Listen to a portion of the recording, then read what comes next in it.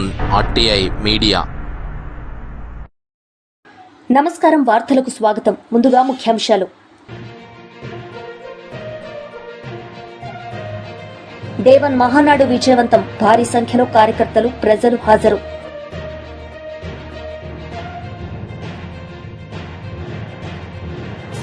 మాజీ మంత్రి సింగిరెడ్డి నిరంజన్ రెడ్డి మీడియా సమావేశం. పలు అంశాలపై వివరణ.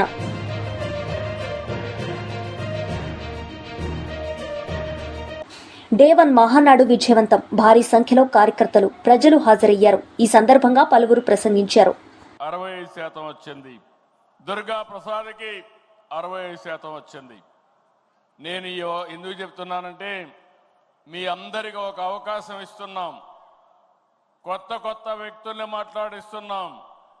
క్షేత్రస్థాయిలో బాగా పనిచేసిన వ్యక్తుల్ని మా దగ్గరుండే రికార్డ్స్ ఆధారంగా వాళ్ళందరినీ ఎంపిక చేశాం. అదే సమయంలో ఇచ్చిన అవకాశాన్ని మీరు సద్వినియోగం చేసుకోవాలి. మీరు కూడా ప్రిపేర్ కావాలి. నేను ఒకటే ఆలోచిస్తున్నా, ఈరోజు మీ ఉత్సాహం చూశాను. నా జీవితంలో ఎప్పుడూ చూడని ఉత్సాహం ఈరోజు కడప మహానాడులో చూశాను. బ్రహ్మాండంగా స్ఫూర్తినిచ్చారు. ఎనర్జీ అయితే చాలా ఎక్కువగా ఉంది. కానీ ఒక్క విషయం మీరు గుర్తుపెట్టుకోవాలి, తెల్లవారితో వచ్చిన వాళ్ళు ఇదే పనిగా వచ్చాం. రాష్ట్రం నలుమూలల నుంచి వచ్చాం. సాయంత్రం వరకు కూర్చునే ఓపిక ఉండాలి. నేను కూడా ఇంత మునుపు మారిగా రాత్రి 10 గంటల వరకు మీటింగులు పెట్టడం లేదు. టైం అంటే టైమే. ఒక్క నిమిషం కానీ ఎవరన్నా డీవియేట్ అయితే బెల్ కొట్టడం, అప్పటి కూడా వదిలిపెట్టకపోతే మైక్ కట్ చేయడం కూడా జరుగుతుందని చెప్పి కూడా నేను మీకు తెలియజేస్తున్నా. రేపు కూడా అదే చేద్దాం, ఎల్లుండి కూడా అదే చేద్దాం. కానీ మిమ్మల్ని ఒకటే కోరుతున్నాం, ఆ టైంలో మీరందరూ ఉండడం, ఫుల్ అటెండెన్స్ ఉండడం. మీరు బాధ్యత కలిగిన నాయకులు. నా మనసులో ఏముందో మీకు అర్థం కావాలి. మీ ఆలోచన విధానాన్ని నేను అర్థం చేసుకోవాలి. అవి జరగాలంటే నిరంతరం మీకు పార్టీకి ఎప్పటికప్పుడు డైలాగ్ ఉండాల్సిన అవసరం ఉంది. చర్చలు జరగాల్సిన అవసరం ఉందని చెప్పి కూడా నేను మీకు తెలియజేస్తున్నా. దీనికంటే ఈరోజు నేను ఎక్కువగా మాట్లాడను. ముందే చెప్పాను నేను తగ్గిస్తానని. కాబట్టి మనం 6 గంటలకే అనుకున్నాం. 6:20 అయింది. దానికి కారణం నేను కాదు, రామ్మోహన్ నాయుడు అని చెప్పి మరొకసారి తెలియజేసుకుంటూ, రేపటి నుంచి మీటింగ్ కండక్ట్ చేయడం కూడా టైం కరెక్ట్గా ప్లాన్ చేయడం, ఎగ్జిక్యూట్ చేయడం. ఈరోజు పర్వాలేదు, ఒక 20 నిమిషాలే. కానీ ఆ 20 నిమిషాలు కూడా బ్యాలెన్స్ చేస్తే ఇంకా బాగుంటుంది. ఈరోజు అజెండా ఇంతటితో సమాప్తం. రేపు ఉదయం కలుస్తామని చెప్పి మరొకసారి అందరికీ. మాజీ మంత్రి సింగిరెడ్డి నిరంజన్ రెడ్డి మీడియా సమావేశం నిర్వహించారు. ఈ సందర్భంగా పలు అంశాలపై ఆయన మాట్లాడారు. ధాన్యం దచ్చిపోతున్నాయి. రోజులు కాదు, వారాలు కాదు, నెలలు పడుతుంది కొన్ని చోట్ల రైతుల యొక్క ధాన్యాన్ని ప్రభుత్వం కొనుగోలు ప్రక్రియ పూర్తి చేసి తరలించడం కోసం. అటువంటి వాళ్ళ మీద కేసులు పెడుతున్నారు. ప్రశ్నించిన రైతుల మీద మీరు పెట్టిన ఫోటోలు ఇవి, మీడియా మిత్రులు మీరు వివిధ పత్రికల్లో వేసినటువంటి నేను చూపిస్తున్నా. అదేవిధంగా తూకాలలో విపరీతమైనటువంటి దోపిడీ ఎవరికి పడతలేదు. అక్కడ ఉండేటువంటి ఆయా జిల్లాల మంత్రులకు కానీ సంబంధిత శాఖకు కానీ ఎవరికి పడతలేదు. యథేచ్ఛగా రైతుల్ని దోపిడీ చేస్తున్నారు. మీ ఇష్టం, మీరు ఎవరు చెప్పుకుంటారో చెప్పుకోండి. తరుగు తీసేదే ఇదిలా అని చెప్పి లారీకి అనేక క్వింటాల్ల తరుగు తీస్తున్నారు. ఈ తరుగు తీసినటువంటివి వార్తలు వస్తున్నటువంటి మీరు రాసినటువంటివే. దాంతోపాటు సరే బీమాకు ఇదివరకు దోకా లేదు, మీకేమి ఇబ్బంది లేదని చెప్తానే ఉంది. ఇప్పటికీ బీమాకు చెల్లించాల్సినటువంటి, రైతు బీమాకు చెల్లించాల్సినటువంటి ప్రీమియం చెల్లించకుండా సర్కారు దోకా చేస్తున్నది. బీమా కట్టకుండా దోకా చేసినటువంటి సంగతి కూడా అందరికీ తెలుసు.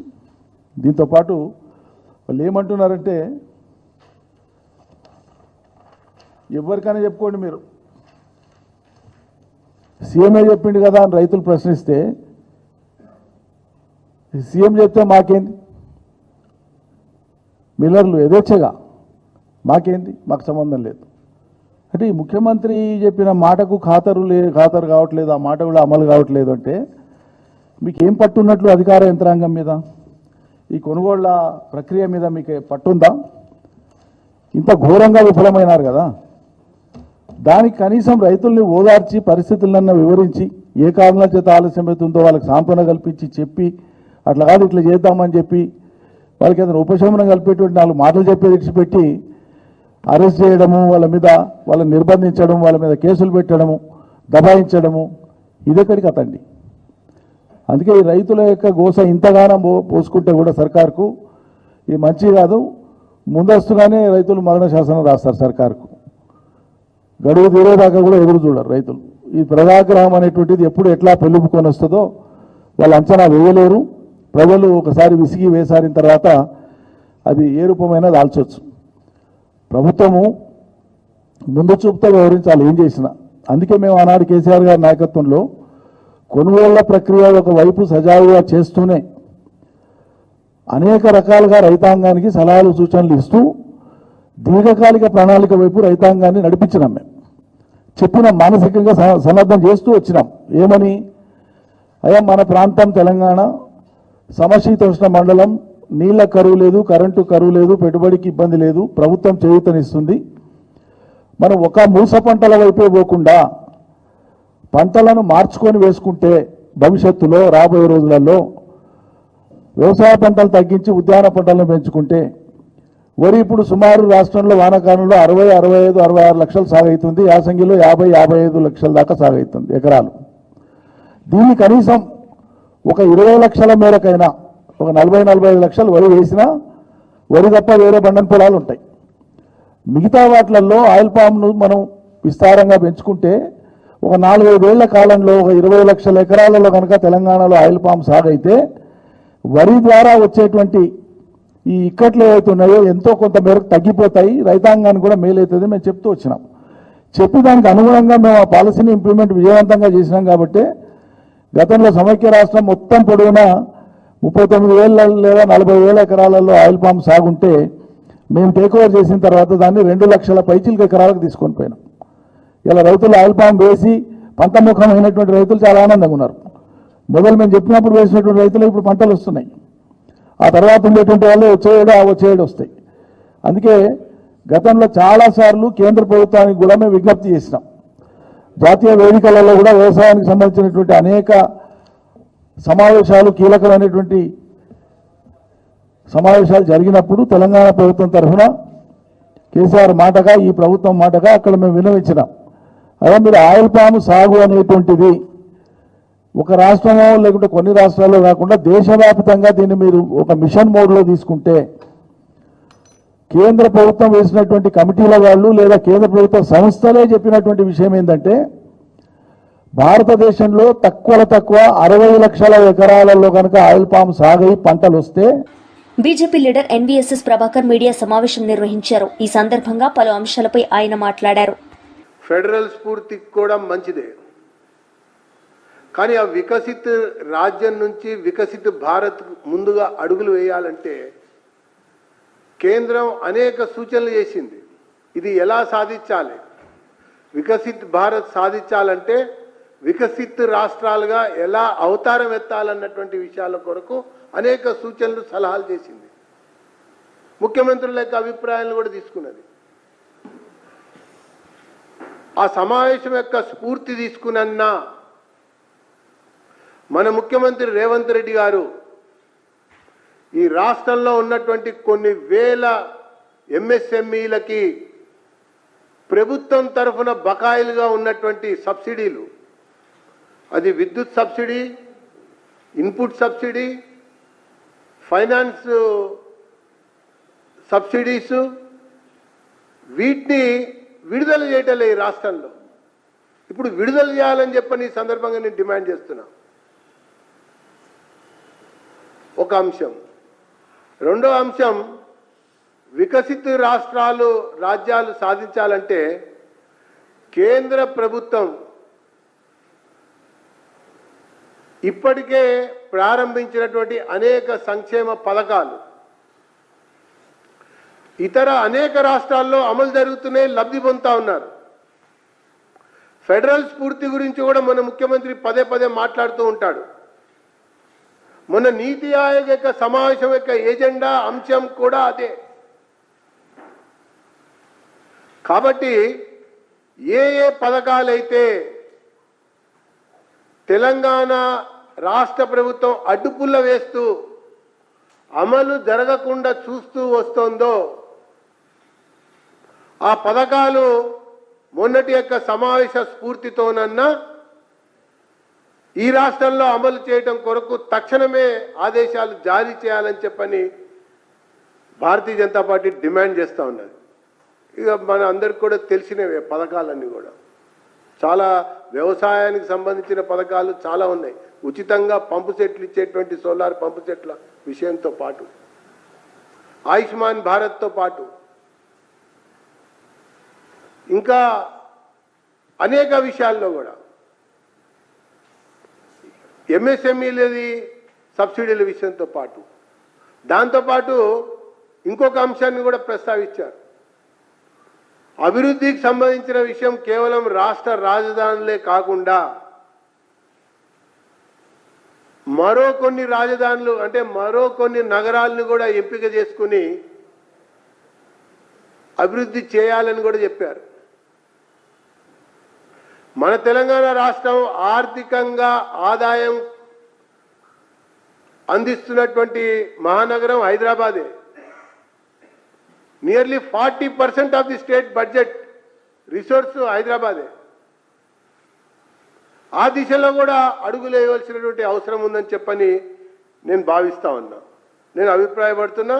మరి ముఖ్యమంత్రి ఆ దిశగా నీతి ఆయోగ్ సమావేశంలో జరిగినటువంటి ఒక అంశాల విషయంలో మరి ముందడుగు వేస్తారని చెప్పని భావిస్తూ, ఎప్పుడు ప్రతిసారి కేంద్రం ఇది చేయలేదు, కేంద్రం అది చేయలేదు, కేంద్రాన్ని మేము ఇది కోరాం, కేంద్రాన్ని అది కోరాం, ఇంకా వాళ్ళు పెండింగ్లో పెట్టారు అన్నట్టుగానే ప్రతిసారి మాట్లాడుతూ కాలయాపన చేస్తున్నటువంటి ఒక ముఖ్యమంత్రి ఫెడరల్ యొక్క స్ఫూర్తితోన రాష్ట్ర పరంగా రాష్ట్ర ప్రభుత్వ పరంగా వికసిత రాజ్యం కొరకు చేయవలసినటువంటి ఒక కార్యక్రమాల విషయంలో అంశాల విషయంలో మీరు అడుగులు ఏ రకంగా ముందుకేస్తారనేది భారతీయ జనతా పార్టీ నిశ్చితంగా గమనిస్తుంది, పరిశీలిస్తుందని చెప్పని నేను ఈ సందర్భంగా పేర్కొంటా ఉన్నా. ఇకపోతే కాళేశ్వరం నోటీసులు. వైసీపీ లీడర్ పోతన మహేష్ మీడియా సమావేశం నిర్వహించారు. ఈ సందర్భంగా పలు అంశాలపై ఆయన మాట్లాడారు.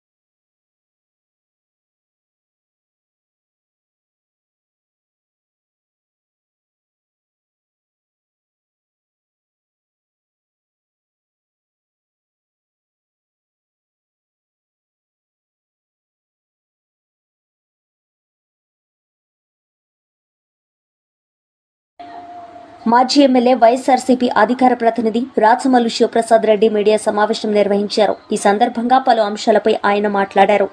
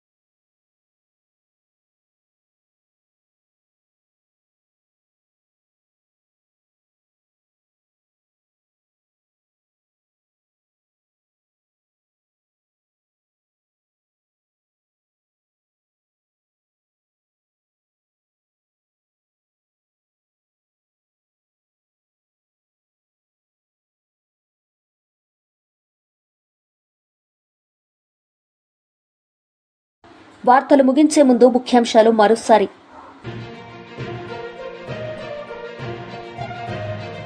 డే1 మహానాడు విజయవంతం. భారీ సంఖ్యలో కార్యకర్తలు, ప్రజలు హాజరు.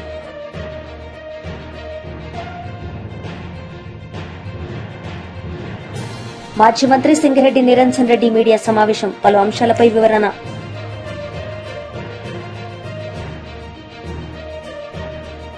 ఈ వార్తలు ఇంతటితో సమాప్తం. తిరిగి ప్రసారమయ్యే వార్తల్లో మళ్ళీ కలుద్దాం. అంతవరకు సెలవు. నమస్తే.